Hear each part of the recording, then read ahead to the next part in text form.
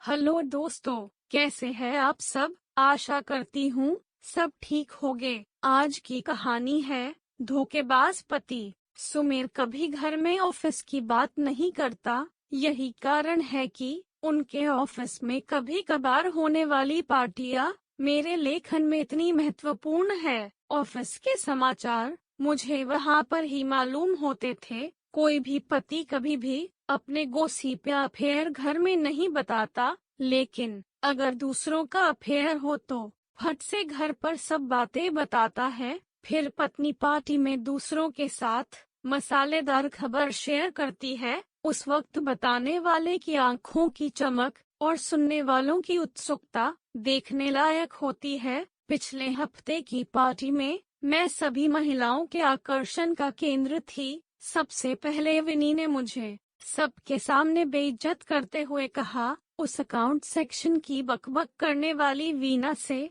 तुम्हारे सुमेर का अफेयर शुरू है, यह बात सच है क्या। उसके बाद प्रिया, दिव्यानी, मंदाकिनी, अंजलि सभी ने इस खबर की पुष्टि की। उन्होंने कहा कि सुमेर को सिनेमा घर जाते समय होटल में कॉफी पीते हुए देखा गया था, इसीलिए शक की कोई गुंजाइश नहीं थी। मैं पूरी तरह से दुखी हो गई। मैं यहाँ ये दिखाने में सफल रही कि इस खबर का मुझ पर कोई असर नहीं हुआ। मुझे उनकी सलाह और हमदर्दी नहीं चाहिए थी, इसलिए मैं सीधे शौचालय में चली गई। वहाँ एकांत में मेरे मन में दो बातें घटित हुई। किसी भी तरह से ऐसे मामले में पति के साथ लड़ने से कोई फायदा नहीं होगा। हमेशा लड़ाई का असर उल्टा होता है। दूसरी बात, ऐसे में रोने से कोई फायदा नहीं होगा, फिर कुछ अलग चाल चलनी पड़ेगी। मैं वॉशरूम से निकलकर पार्टी हॉल में उनके मामले की गंभीरता का अंदाजा लगाने गई। तभी मैंने सुमेर और वीना को हॉल के एक कोने में, मैंने दोनों को हंसते और बातें करते देखा। इस तरह मुझे अचानक अपने पास देखकर दोनों चौंक गए। यह इस बात का प्रमाण था कि उनके मन में चोर है। वीना थोड़ी खुश हुई जब मैंने उसकी तारीफ की। तुम कितनी खूबसूरत दिखती हो और तुम्हारे कपड़े बहुत अच्छे हैं। फिर मैं थोड़ी इधर उधर की बातें करती रही। एक चुटकुला सुनाया, इससे उसे राहत मिली और वह खुलकर मुस्कुराने लगे। सुमेर को मेरे व्यवहार में कुछ भी आपत्तिजनक नहीं लगा, इसीलिए वह निश्चित हो गया और वहां से चला गया और दूसरे ग्रुप में बातें करने लगा। मैंने अपने गुस्से और नफरत को छुपाते हुए वीना के साथ काफी समय बिताया, इसलिए मैंने वीना और सुमेर को एक साथ आने का मौका ही नहीं दिया। मैंने वीना को बहुत बार कहा कि एक बार घर पर आओ ना।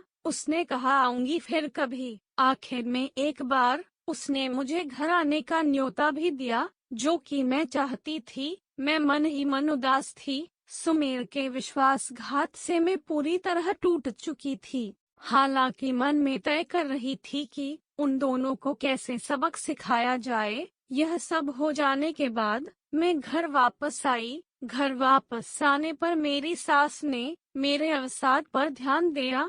वह मुंह से कठोर है लेकिन दिल से बहुत स्नेही थी। जब उन्होंने ज्यादा जोर देकर पूछा तो मैंने उन्हें सब कुछ बता दिया। उसके बाद 2 दिनों तक हमने ढेर सारे विचारों का आदान प्रदान किया। उनसे बात करके मेरे उदास मन को राहत मिली। कुछ दिनों के लिए सुमेर टूर पर गया। मैंने बिल्कुल ठीक शनिवार चुना और सुबह करीब 10 बजे वीना के घर पहुंची। वीना ने मुस्कुराकर मेरा स्वागत किया, लेकिन उसकी आंखें चिंता और आश्चर्य से भरी थी। समय था तो इसलिए मिलने चली आई। मुझे तुम्हारी याद आई तो इसलिए चली आई। सोचा नई सहेली को मिलाए, इसलिए तुम्हारे घर आ गई। मैंने उसे अपनेपन से बोला, तुम्हारा स्वागत है। सोनल, तुम शिवा को क्यों नहीं लाई।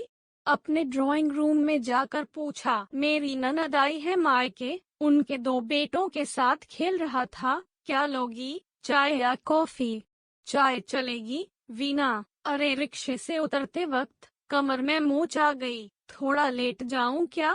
हाँ हाँ, उसने जल्दी से मुझे एक तकिया दिया और मैं आराम से उसके बिस्तर पर सो गई और वह चाय बनाने चली गई। चाय के साथ साथ वो ढेर सारा नाश्ता भी लाई थीं। हमने खुशी खुशी चाय नाश्ता खत्म किया। जल्द ही हम कई विषय पर खुलकर बात करने लगे। बात करते करते मैंने उसकी शादी की बात उठा दी। शादी की बात करते ही वह थोड़ी डर गई। मैंने उससे पूछा, क्या तुम लव मैरिज करोगी या अरेंज मैरिज? इस सवाल पर वह बौखला गई। देखूंगी क्या करना है, उसने जवाब दिया। तुम जैसी स्मार्ट दिखने वाली लड़की के कई दोस्त होंगे, जरूर किसी से अफेयर होगा। बोलो ना, कौन है वह भाग्यशाली व्यक्ति?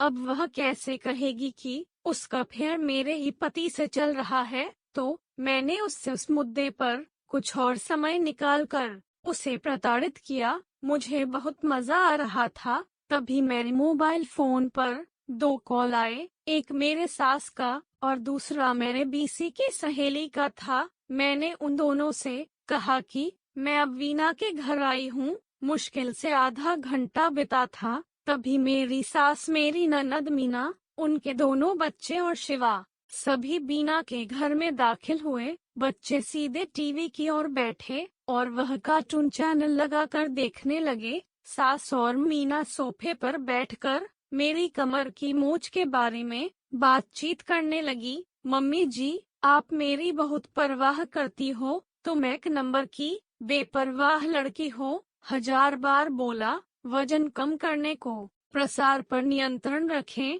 इसलिए वजन से कमर में मोच तो आएगी ही ना, पर तुम्हें तो किसी की सुननी ही नहीं है। सास का ऐसा रूप अवतार को देखकर वीना डर गई थी। भाभी की आंखें तब खुलेगी जब सुमेर भैया एक खूबसूरत तितली के पीछे पीछे चलेंगे। मीना ने कहा। इस पर सास भड़क उठी, तुम्हारे भैया के पैर तोड़ दूंगी, और उस तितली के पर भी समझी। मेरे सास ने मीना को जवाब दिया, अरे माँ, मैं मजाक कर रही थी, क्या तुम नाराज हो गई? फिर मूर्खों जैसी बात क्यों कर रही हो? वीना अपनी उंगली एक दूसरे में उलझाकर जमीन की तरफ नजर झुकाए खड़ी थी। मेरी सास की तरफ उसकी देखने की हिम्मत नहीं हुई। सास मुझे और मीना को कहने लगी कि आज की लड़की में ना तो समझ है और ना ही सब्र। अपने गृहस्थी की देखभाल करने की अकल भी नहीं होती। फालतू में इसके उसके लफड़े में पड़ना और प्रेम विवाह करना ठीक है क्या? जिस रास्ते पर आपका काम नहीं है, उस रास्ते पर क्यों चलना? बराबर है ना वीना? हाँ, वीना ने झिझकते हुए हाँ कहा। तुम्हारी शादी हो गई है क्या? नहीं, तुम कब शादी कर रही हो? जल्द ही करूंगी। वह आज मेरी मौसी से मिलने गई है। कब आएगी? मेरे पापा गुजर गए, आने वाली माँ है। मैं उनसे मिलने आऊंगी कभी। सोनल, तुम यहाँ ही रुकने वाली हो क्या? कमर की मोच कैसी है अब तुम्हारी? माँ, दर्द तो बढ़ गया, बहुत दर्द हो रहा है। डॉक्टर को बुलाए क्या? नहीं नहीं, मैंने डरने का नाटक किया और कहा, वीना तुम्हारे पास आयोडेक्स है क्या?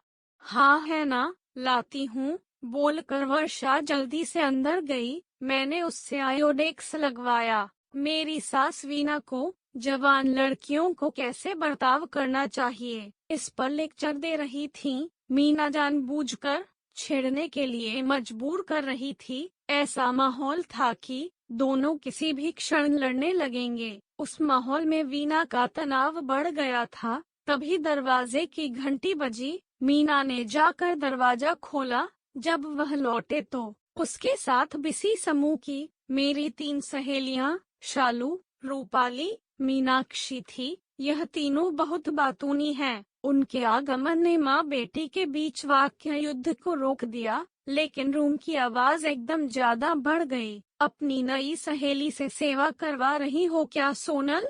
रूपाली ने आंखें फैलाकर कहा, और सभी हंस पड़े। वीना तुम्हारे बारे में बहुत सुना है सोनल से। सोनल हमेशा तुम्हारे बारे में बोलती रहती है। देखो उसके दिल में बैठकर हमें वहाँ से मत भगाना। शालू ने वीना के कंधे पर हाथ रखते हुए कहा, हम अपने नए दोस्ती की नींव को मजबूत करने के लिए गर्मा-गर्म समोसे, जलेबी, ढोकला लेकर आए हैं। मनीषा ने इतने बेपरवाह अंदाज में कहा कि वीना को हंसना आया। अपना परिचय देने के बाद तीनों साहसपूर्वक रसोई में से गए। आयोडेक्स को अपनी जगह रखकर हाथ धोकर वीना रसोई घर में गई तो उनकी चाय बनकर रेडी थी। लेकिन एक बात सच है कि सब कुछ वीना के घर में था। शालू ने बच्चों के लिए फ्रिज से जूस का जग निकाला। हम सब चाय, समोसे, जलेबियां खाकर मजे में गपशप कर रहे थे।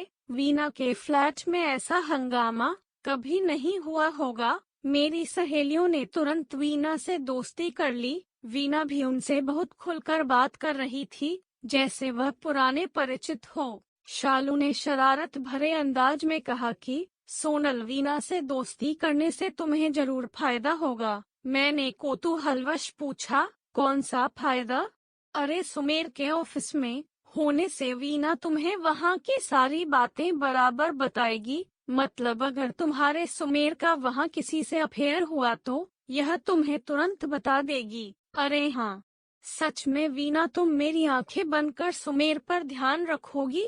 मैंने बहुत प्यार से वीना को कहा। वीना के गाल एकदम गुलाबी हो गए। उसने जवाब नहीं दिया, सिर्फ सिर हिला दिया और फिर वह टेबल पर का सामान समेटने लगी। रूम का फैला हुआ सामान निपटाने वाली थी कि तभी मेरे ससुर वहां आ गए। उनके आते ही माहौल बदल गया। मेरे ससुर बहुत स्ट्रिक्ट थे। मेरी सहेलियों ने फटाफट पल्लू दोनों कंधे पर लिया और झुककर उनका आशीर्वाद लिया। सब ऐसे चुप हो गए जैसे उनको बोलना आता ही नहीं हो। बहू घर चलने की स्थिति में हो या एम्बुलेंस बुलाए?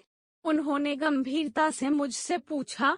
चलूंगी पापा। मैं नम्रता से बिस्तर से नीचे उतरी। मैंने शशि को फोन किया, घर जाते जाते उनको दिखा कर जाएंगे। ठीक है पापा। यहाँ क्यों आई थी? इस वीना को मिलने आई थी पापा जी। इसे कभी देखा नहीं। नई पहचान है क्या? हाँ, यह सुमेर के ऑफिस में काम करती है। वीना बेटा, तुम अकेली रहती हो क्या यहाँ?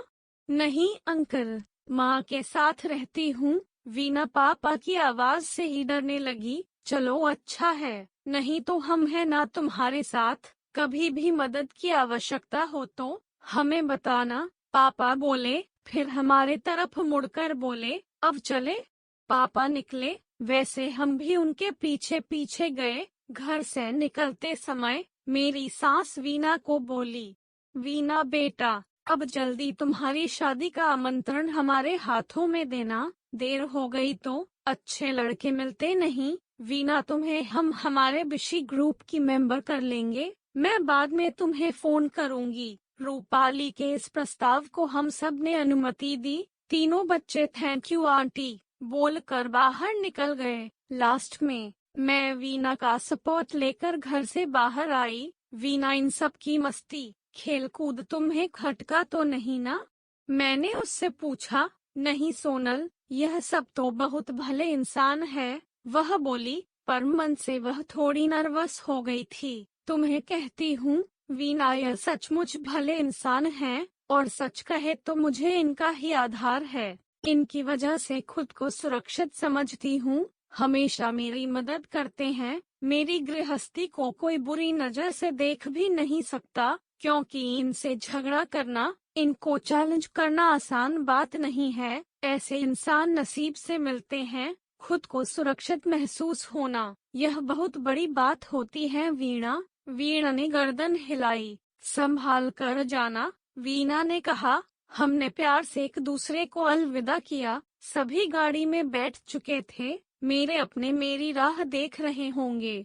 वीणा का आधार छोड़कर मैं अच्छे से चलकर उनके पास पहुंची। मेरे कमर में मोचाई ही नहीं थी। सब कुछ तय किए मुताबिक प्लान किया था। मैंने 2 उंगलियों वी फॉर विक्ट्री की निशानी करते ही सबके चेहरे पर खुशी आ गई। तो दोस्तों, ये थी हमारी आज की कहानी। आपका क्या कहना है इस कहानी के बारे में? कमेंट करके हमें जरूर बताएं। वीडियो को लाइक कर दीजिए और इसी तरह की कहानियाँ लगातार देखने के लिए चैनल को सब्सक्राइब करके घंटी को दबाकर ऑल पर सेट कर लीजिए, ताकि आने वाली वीडियो